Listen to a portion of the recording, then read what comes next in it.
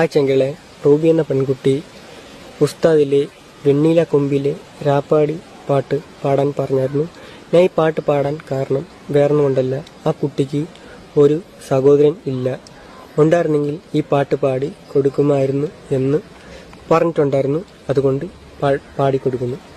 വെണ്ണീല കൊമ്പിലെ രാപ്പാടി എന്നും ഈ ഏട്ടന്റെ ചിങ്കാരി, വെണ്ണീല കൊമ്പിലെ രാപ്പാടി എന്നും ഈ ഏട്ടന്റെ ചിങ്കാരി, മഞ്ഞുനീർത്തുള്ളി പോൽ നിന്നോമൽ കുഞ്ഞു കൺപീലിയിൽ കണ്ണീരോ, മഞ്ഞുനീർത്തുള്ളി പോൽ നിന്നോമൽ കുഞ്ഞു കൺപീലിയിൽ കണ്ണീരോ.